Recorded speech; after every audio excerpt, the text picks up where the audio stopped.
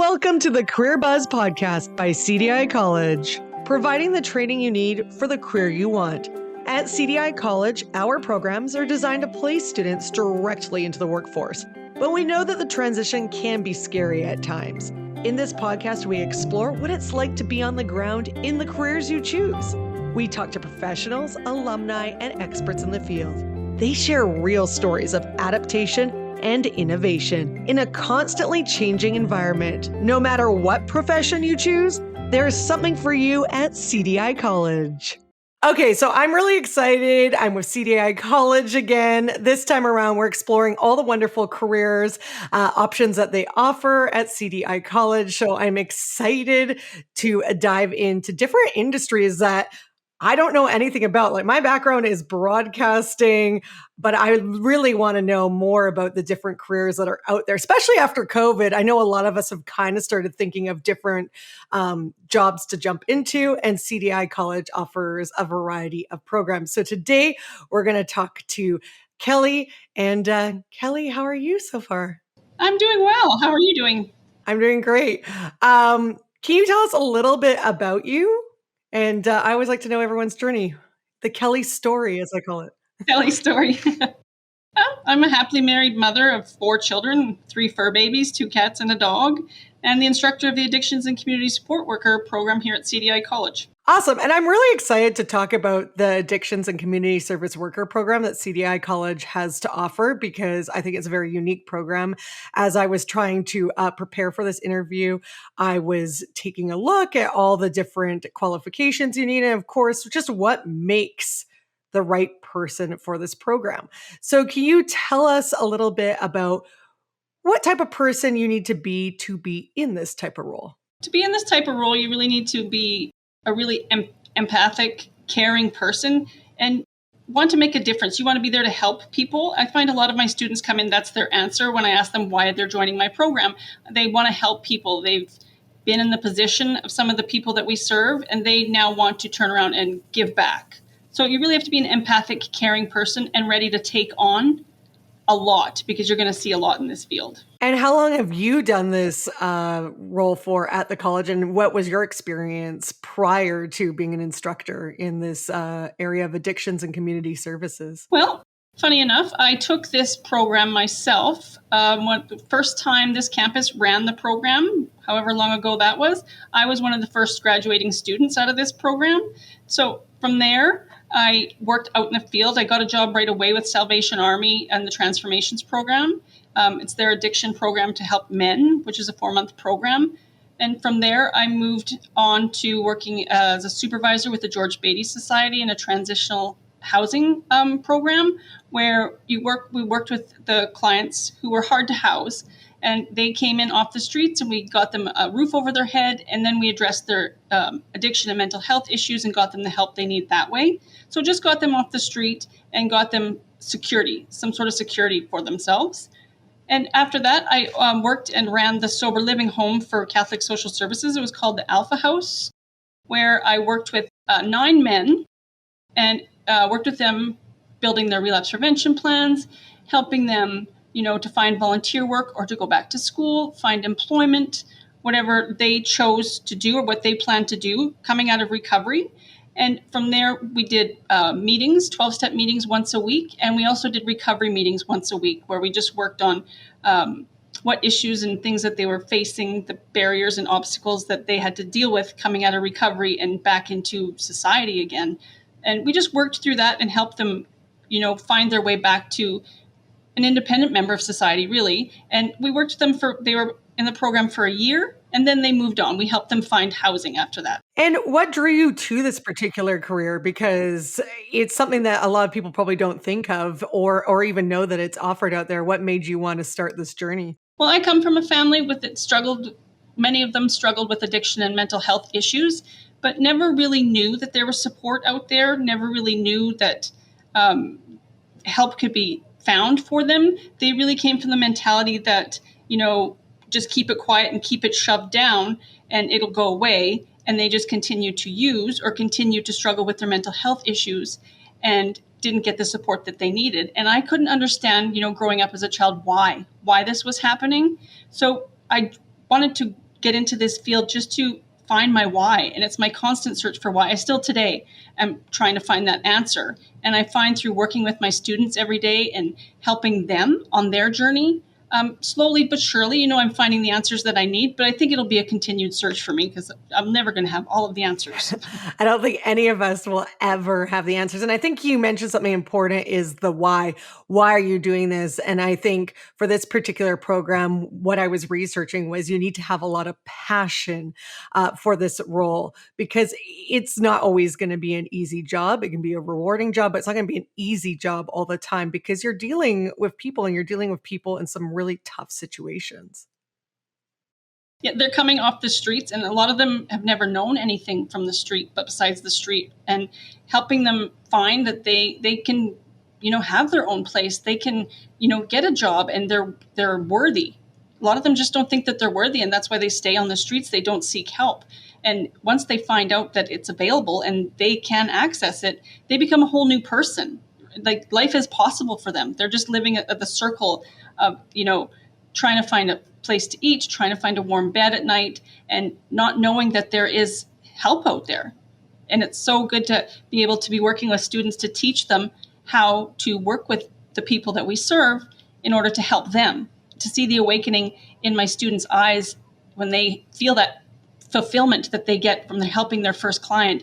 It's amazing. And I always get emails back telling me, thanking me for all of the, knowledge and experience that I passed on to them, helping them through the program and supporting them through the whole 11 months that they're with me so they can do this because they found their passion. It's an incredible feeling. Something that you probably can't describe. You have to definitely live through it in order to experience it. And we mentioned some great examples there of what you do, but just for people that maybe aren't aware exactly of this program, what is an addictions and community service worker? Because I think sometimes as soon as we hear the word addiction, we go straight to drugs, but I know there's different types of addictions too. There's food addiction. There's eating disorders that are also considered an addiction. There's sex addiction. There's so many different addictions that people automatically, you're correct, go to drugs and alcohol. But there's so many different types out there. And through our program with the Addiction and Community Support Worker program, we offer a generalist training. So we touch on a little bit of everything that they're going to face out in the field. So we touch on psychology. We talk about psychology, and we talk about interviewing techniques, introduction to treatment planning and intake procedures. We talk about the fundamentals of addiction, which is my favorite module to teach. We run the whole gamut. Like you get to touch and learn a little bit about everything. And I also throw in, I have found and used a lot of the online free programs that I've found. I researched to find free programs just because some of my students are coming from a place where they don't have a lot of money to continue on with schooling. So I offer them free programs that I too have taken myself and offers them more education and more eye-opening experiences. And from that, they move on to successful careers. What are some types of jobs that people go on to do afterwards? Because again, I think right away we see addictions and community service worker program. So my assumption is just like we're working with people that are recovering alcoholics and drug addicts, but that's not the case. There's many different opportunities after you complete this program. You can go become a support worker in a treatment facility, treatment centers. You can work in detox facilities. You can also work with people with disabilities coming out of this program. So working with Robin Hood organization is one of our practicum sponsors that my students will go on and work with people with disabilities and have fulfilling careers that way. They can also even become an addictions counselor right out of this program. I've had many students that take this program and work for a little while in an organization in a sober living home or a treatment center and move on to be an addictions counselor because we are recognized by the CACCF, which is the Canadian Addiction Counselors Federation, Certification Federation. So through that, they can also, after this program, challenge the addictions counselor exam with them and get their certification that way. And this program fully prepares them to go on and take that program as well, to take that exam, because we cover everything that they cover as well. They just go into a little bit more depth. So challenging that exam is an option for them. There's many different careers that they can foresee coming out of here. They can work in schools. I've had students of mine work in schools as education assistants for working with younger children, or working in high school with adult children. Like there's many, many different options that they can foresee coming out of this program. Yeah, I think that's something like with any industry, we just hear the title of the course and we think of one specific job. But that's why I like CDI College is the fact that just because you take a course doesn't mean there's only one position. There is many different options under that umbrella of whatever area you are studying. It's such an excellent program for people wanting to start out in this field, because they come out with just, information about every different aspect of this field. They have a little bit of training in every little aspect of this field, and they gain more, and it opens doors. They gain more working out in the organizations that they start with, and they move up very quickly. I know you kind of mentioned it already, you teased a little bit, but what is your favorite course in the program? I know you said that you really enjoy the fundamentals of addiction. Is that your favorite one, or do you have a different one? Nope, that is my favorite module to teach, because it's getting to the meat of the program and why they're coming to take this program, because essentially it's fundamentals of addiction. And the majority of my students are coming because they want to know more about addiction and mental health. And in that module, we get right into the meat of it. We learn about all the different programs that are out there for people to access. We learn about many different organizations that they can offer the practicum with. And we really talk about addiction and mental health.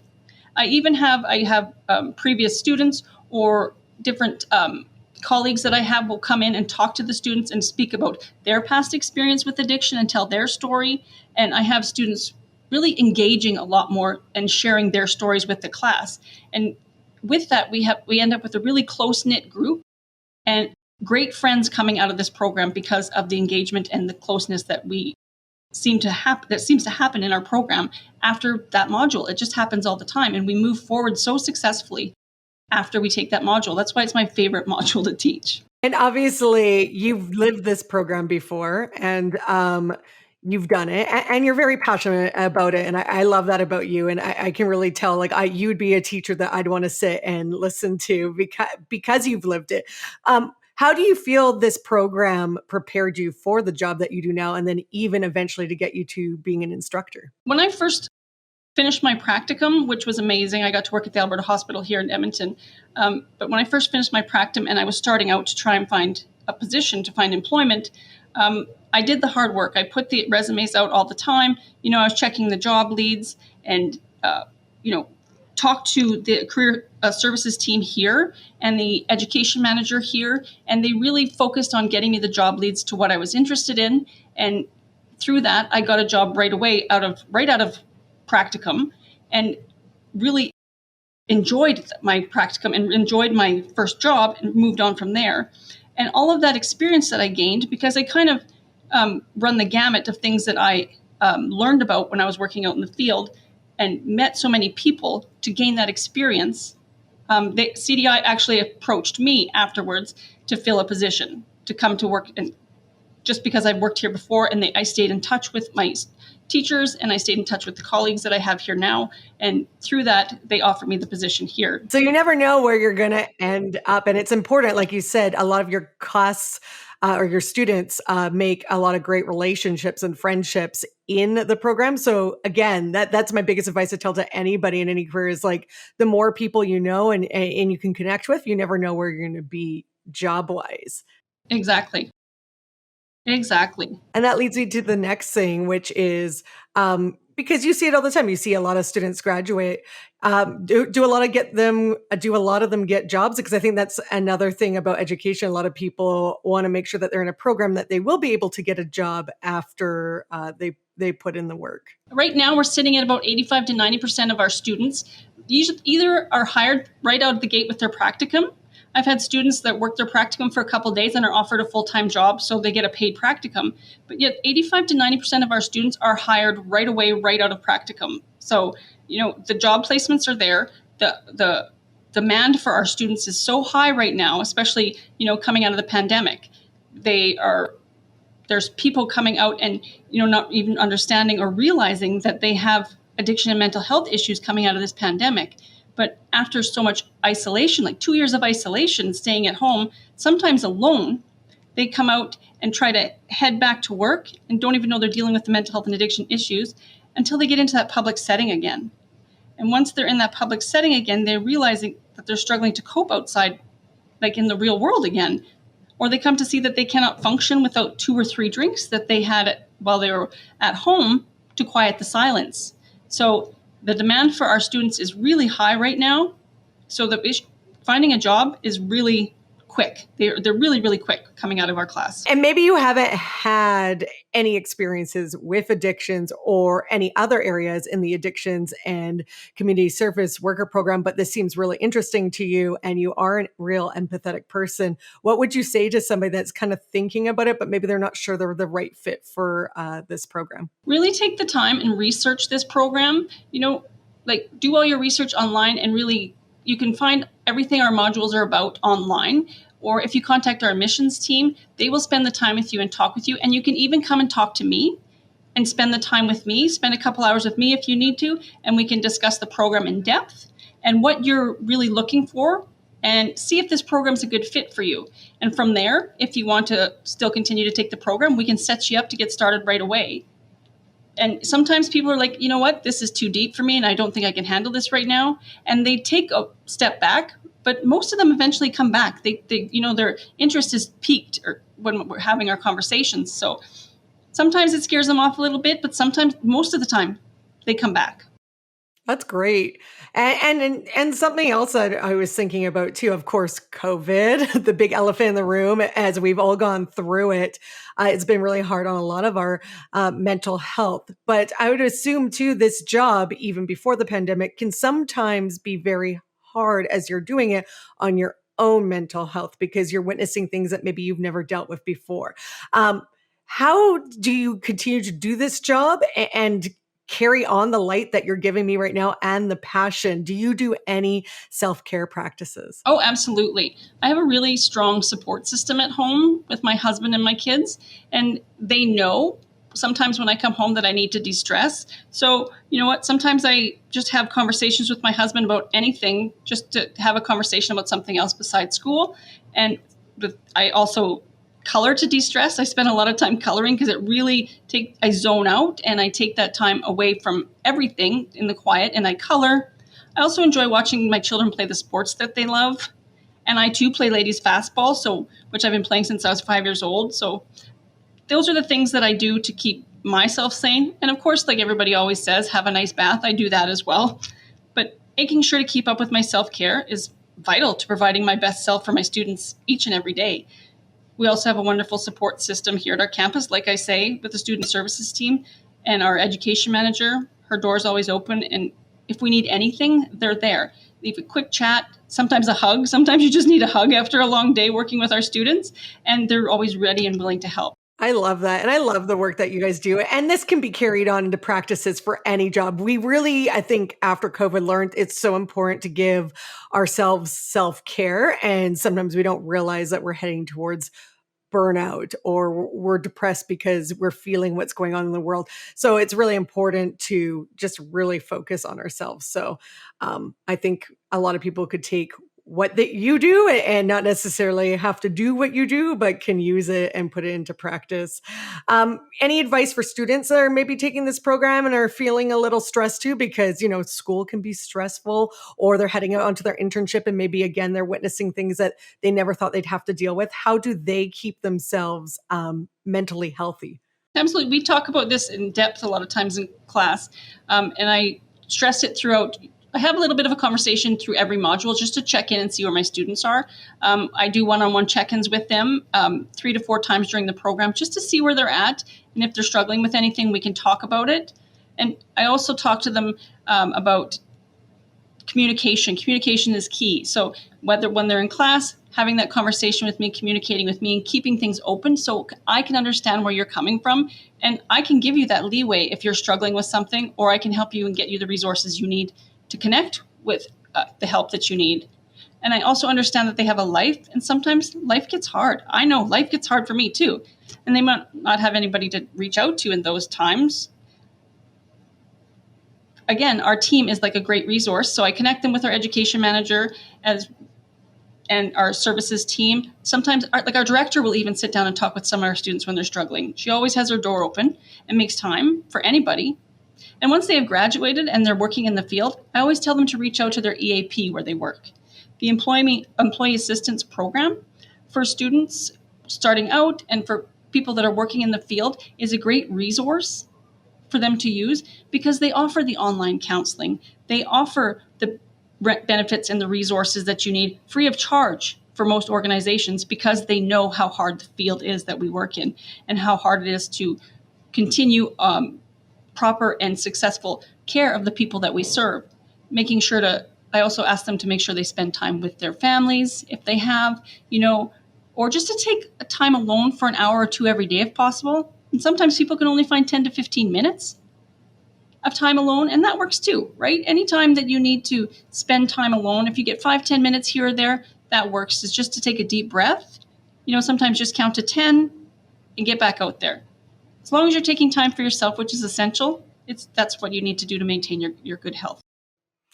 Great advice. And just ending on this note, what would you say about the CDI college program for addictions and community services? What would you say? I know you're going to say it is worth it because I can see your passion of it, but what would you, I guess, your last little bit of advice if somebody's thinking that this might be a career path that they want to choose? Why the CDI college program? Not only because I work here, but because I've taken this program.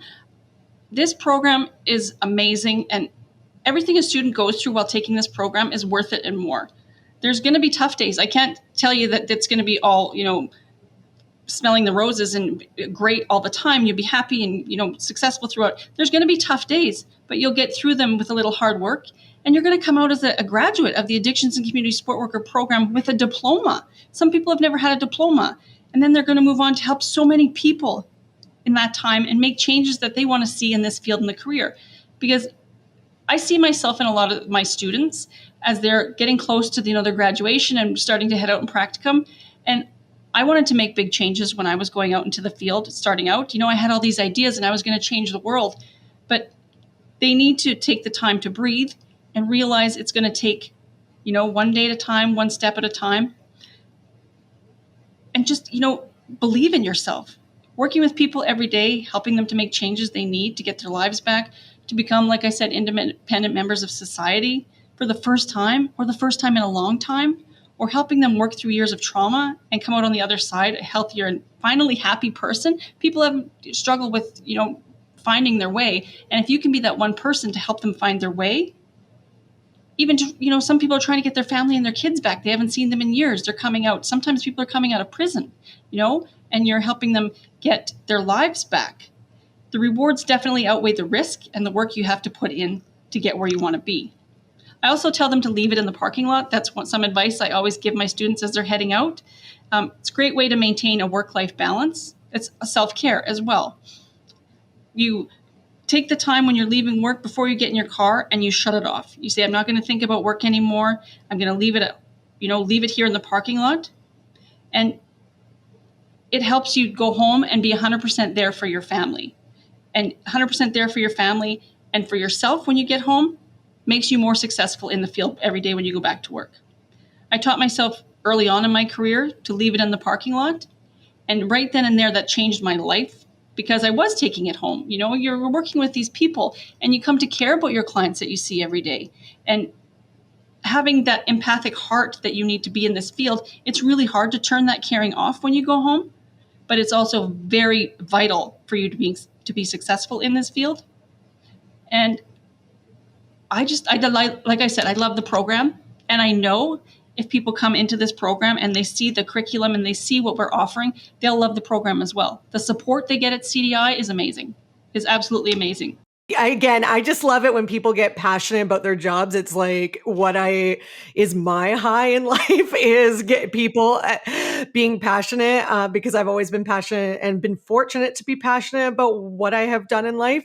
And so that's why I want to ask one more final question, which is throughout your career or even throughout your studies at CDI College, what is one thing that surprised you the most about yourself in this career? Everybody thinks, they go to school and they gain the knowledge, but I never saw myself in the instructor field because I didn't think that, I could offer anything or speak in front of people, for one thing, or I didn't really think that I had anything to offer that I could give other people. I could work in the field and offer myself that way, but I didn't think I had anything to give other people. And coming to CDI and getting this instructor position, I see it's brought that out in me. I have things to offer. I have knowledge that helps my students every day, and seeing them, be successful and go out and work in the field and find their passion, then I know that I've done something. So it's really surprised me and shocked me that I had those abilities within me. This role that I do every day really pulled that out of me, and something I never thought that I would see out of myself. And I love it. I love it every day. Now I'm like, I just want to take your program, but you just made me excited about it. And again, I'm excited to do this whole new season with CDI College because we're going to be going through many, many different careers. So who knows, maybe I'll end up enrolling at the end of this. Thank you so much, Kelly, for your time today. It's been truly amazing. If you're interested in the Addictions and Social Community Service Worker program at CDI College, please check it out. All you have to do is go to cdicollege.ca. Anything you'd like to add before we go, Kelly? Come see me. If you're doubtful about taking this program, come see me. Find my email. We're at CDI West Campus in Alberta. Come see me, and I will tell you everything about this program and turn your passion on. You'll love it. Will you do Zoom calls? Absolutely. Zoom, Microsoft Teams, all of the different outlets out there. Whatever you need to do, I'm there. Perfect. Thank you so much again. And thank you for joining us on the first episode. Thanks so much. Thank you for joining us for another episode of the Career Buzz podcast, brought to you by CDI College, the training you need for the career you want. Make sure to continue the conversation by following us on our social media pages. Also subscribe to our YouTube channel so you don't miss any episodes. And for more information about CDI College, check out our website, cdicollege.ca. Talk to you next time.